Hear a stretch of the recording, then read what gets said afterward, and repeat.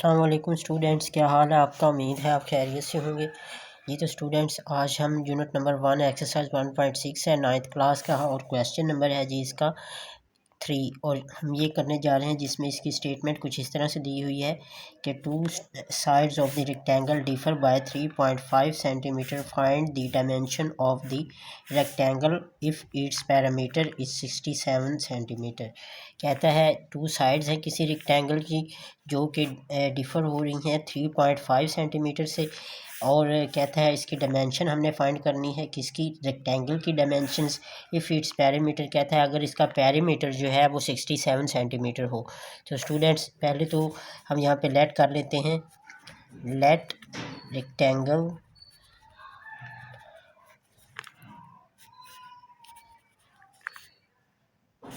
की rectangle sides is equal to है जी 3.5 सेंटीमीटर है। ठीक है। अच्छा, ये डिफ़र हो रहा है, यहाँ पे बता रहा है, तो डिफ़र का मतलब होता है माइनस करना एक्स माइनस वाई, यानी रेक्टेंगल का जो डिफ़र की साइड, इसकी डिफ़र साइड से मुराद है कि हम एक्स माइनस वाई करेंगे, यानी एक साइड को दूसरी साइड में से माइनस करेंगे, और ये इक्वल टू किसके है, 3.5 सेंटीमीटर के। ठीक है। आप चाहें तो इसका पॉइंट ख़त्म कर सकते हैं, अदरवाइज़ ऐसे भी रहने दें तो कोई टेंशन वाली बात नहीं है। और लेट कर लें पैरामीटर का फार्मूला मैंने इससे पिछले क्वेश्चन में भी आपको मैंने बताया था। पैरामीटर का फार्मूला क्या होता है, 2x प्लस वाई। ये असल में होता है 2 मल्टीप्लाई लेंथ प्लस विड्थ। ठीक है। तो ये होता है पैरामीटर का फार्मूला। यहाँ पे हमने इसे x और y का नाम दे दिया। ठीक है। तो इसमें कोई कंफ्यूज होने वाली बात नहीं है। अब इसे मैट्रिक्स फॉर्म में लिखते हैं। ये हमारी इक्वेशन नंबर 1 होगी और ये हमारी इक्वेशन नंबर 2 होगी। तो x minus y is equal to 3.5, और नीचे क्या है जी, 2x plus 2y is equal to ये 67 है। ठीक है।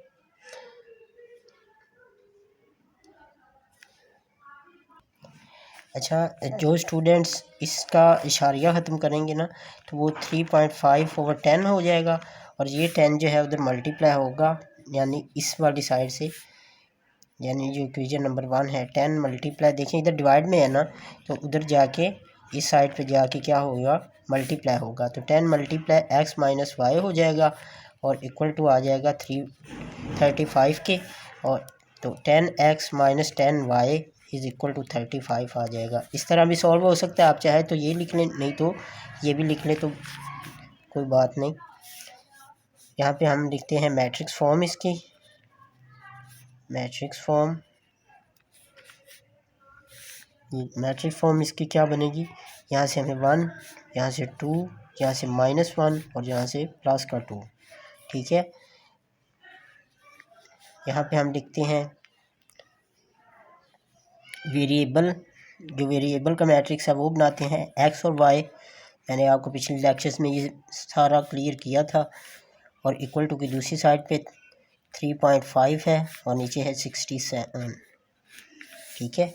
तो इसे हम ए का नाम दे दें, इसे एक्स का, इसे बी का, तो a x is equal to b हो जाएगा।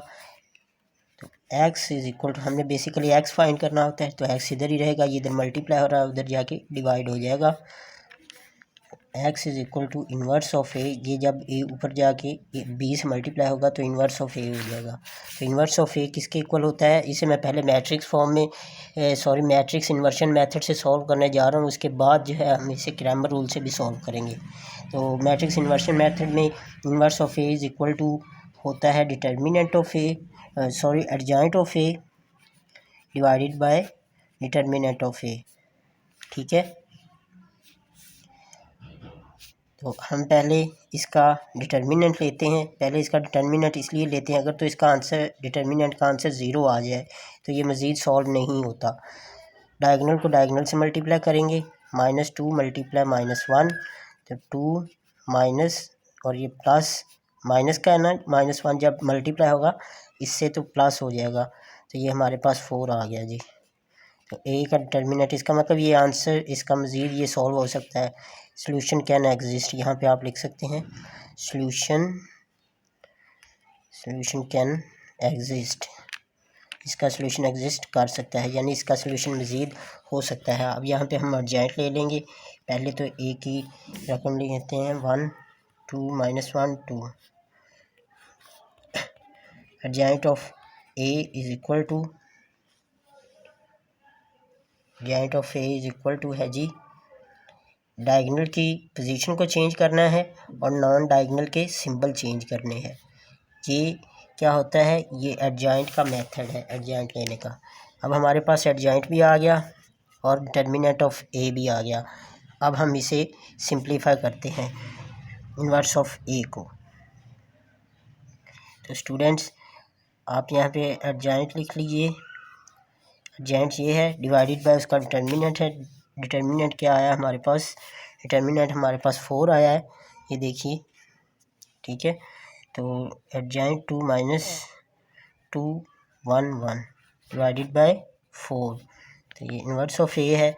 इन्वर्स ऑफ ए को हम 1/4, ये अभी भी बटे के नीचे है, जब इसे साइड पे लिखें थे तो भी बटे के नीचे ही रहेगा। मल्टीप्लाई करते हैं किससे हम, सॉरी अभी तक इतना ही रहने दे, आगे 9 हमने फाइंड क्या करना था, x is equal to inverse of a, inverse of a multiply b. तो x is equal to inverse of a क्या आ गया हमारे पास, x is equal to inverse of a हमारे पास आ गया 1/4 और मल्टीप्लाई किससे हो रहा है, 2 -2 1 1, ठीक है। और ये मल्टीप्लाई किससे होगा, ये होगा मल्टीप्लाई जी बी वाले मैट्रिक्स से 3.5/67, ठीक है। x is equal to 1/4, 2 multiply 3.5, row को पकड़ें कॉलम से ज़रब दें, 2 × 5 + 1 × 67, इसी तरह -2 × 3.5 + 1 × 67, x इज इक्वल टू 1/4 और 2 को मल्टीप्लाई करें, जब इसको मल्टीप्लाई करेंगे हमारे पास ये 7 आ जाएगा स्टूडेंट्स। 2 × 3.5 तो ये 7 आ गया, प्लस 67 और नीचे क्या है जी माइनस है, तो ये माइनस का 7 आ जाएगा और साथ में प्लस का 67। अब इनको प्लस करके देखते हैं, 1/4 इज इक्वल टू, देखें ज़रा इसमें हम 7 को प्लस करें तो क्या आएगा हमारे पास, ये हमारे पास आएगा जी 74, ठीक है। और यहाँ से हमने 7 माइनस करने हैं तो 60 आ जाएगा। हमने x और अब 1/4 को अंदर मल्टीप्लाई करवा, 1/4 × 74, 1/4 × 60, x इज इक्वल टू, देखें ज़रा ये 4 के टेबल पे जा रहा है या नहीं, 4 1 दा 4 और ये 2 के टेबल पे जाएगा, 2 2 दा 4, 2 3 दा 6 और 2 7 दा 8, तो 37/2 आ गया, 37/2, ठीक है। अब इसे करके देखते हैं, 4 1 दा 4 और 2 इसके साथ, तो 4 5 दा 20, तो ये 15 आ गया। इसे आप चाहें तो मज़ीद सॉल्व कर लें, मतलब पॉइंट में लिख लें, इशारिये में लिख लें, अगर नहीं लिखना चाहते तो ऐसे भी ठीक है। यहाँ पे इसे मज़ीद सॉल्व करके लिख लेता हूँ। ये जब इसे मल्टीप्लाई 2 1 दा 2 और 18.5 आएगा, ठीक है, और नीचे 15 एज इट इज़। अच्छा ये एक्स वाई हमारे पास हमारा किसके इक्वल था, एक्स वाई हमारा इक्वल था एक्स वाई के, ये वाला एक्स कैपिटल एक्स, देखिए मैंने आपको शुरू में बताया था कि ये एक्स इसके इक्वल है, तो इसका मतलब ऊपर वाली रकम एक्स है और नीचे वाली रकम वाई है। तो सॉल्यूशन सेट इसका किस तरह बनेगा, सॉल्यूशन सेट इसका बनेगा जी 18.5 15, ठीक है। अब स्टूडेंट्स इसे हम क्रैमर रूल से सॉल्व करते हैं, देखते हैं क्रैमर रूल से किस तरह सॉल्व होता है। यहाँ तक तो आपने सेम वैसे ही करना है, ठीक है, यहाँ तक डिटर्मिनेंट ले लिया। अब यहाँ से आपने करना है चेंज, यहाँ तक एडजॉइंट ले लिया, डिटर्मिनेंट ले लिया। अब आपने क्या करना है, अब आपने करना ये है कि लिख लेना है क्रैमर रूल में। तो स्टूडेंट्स ये हमारे पास बनी थी इसकी इक्वेशन, इसे हमने क्रैमर रूल से सॉल्व करना है। तो क्रैमर रूल में सॉल्व करने के लिए सेम वैसे ही आपने पहले इसे मैट्रिक्स फॉर्म में लिख लेना है जिस तरह पीछे लिखा था। मैं जस्ट यहाँ पे ये लिखूँगा, इसका डिटर्मिनेंट नहीं लूँगा क्योंकि पीछे मैंने लिया था। तो अगर तो दोनों मेथड एक ही क्वेश्चन में दे दे तो आपने जस्ट वन टाइम इसका डिटर्मिनेंट लेना है और इसे जब क्रैमर रूल में सॉल्व करने लगेंगे तो आपने सेम इसी तरह लिखे देना है कि x इक्वल टू होता है a के पावर में x divided by determinant of a, और y किसके इक्वल होता है, y इक्वल होता है जी डिटर्मिनेंट ऑफ a के पावर में y ओवर a डिटर्मिनेंट। ठीक है, तो x इज़ इक्वल टू, अब जब हमने x वाला सॉल्व करना है तो x वाली वैल्यूज़ नहीं लिखनी। x वाली वैल्यूज़ कौन सी हैं, ये 1 और 2 हैं, ये नहीं लिखेंगे बल्कि y वाली लिखेंगे और x वाली जगह पे 3.5 यानी b की वैल्यू लिख देने। और डिटर्मिनेंट क्या आया था हमारे पास, a का डिटर्मिनेंट हमारे पास 4 आया था, यहाँ पे देखिए। ठीक है, तो यहाँ पे हम 4 लिख देंगे सेम इसी तरह। अच्छा, आप इसी तरह भी कर लें, ये भी ठीक है। अगर जैसे मैंने पिछले क्वेश्चंस में करवाया था डिटर्मिनेंट का क्रैमर रूल में, तो आप इस तरह भी कर लें तो ये भी ठीक है। ठीक है, इस तरह ज़रा साथ साथ सॉल्व होते जाते हैं दोनों ही। y इज़ इक्वल टू है, अब हमने y वाली नहीं लिखनी, x वाली लिखेंगे और y वाली की जगह पे b का मैट्रिक्स लिख देंगे। ठीक है, डिवाइड कर देंगे 4 क्या है, 4a का डिटर्मिनेंट है। 3.5 multiply 2 minus 67 multiply -1 divided by 4। y is equal to 1 multiply 67 minus 2 multiply 3.5 divided by 4।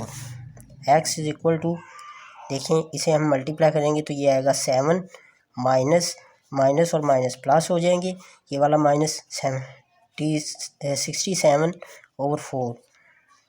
y is equal to 60, इसको मल्टीप्लाई करने के बाद ये माइनस का ये 67 आ गया -7 ओवर 4। तो x is equal to 74 over 4, और ये हमारे पास क्या आ गया जी, ये हमारे पास y किसके इक्वल आ गया 60 ओवर 4 के।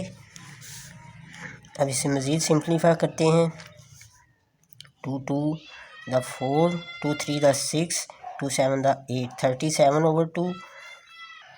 ठीक है जी, ये आ गया हमारे पास। और y क्या आ गया, y हमारे पास 4 1 द 4 और 4 5 द 20, 4 5 द 20 आ जाएगा, और 15 हमारे पास y का आंसर आ गया जिस तरह के पीछे आया था।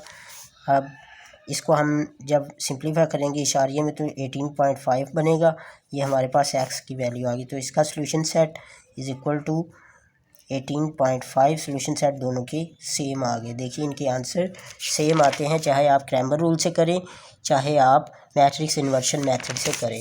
तो ओके स्टूडेंट्स, अब बात होगी नेक्स्ट वीडियो में, नेक्स्ट लेक्चर में। अल्लाह हाफिज़।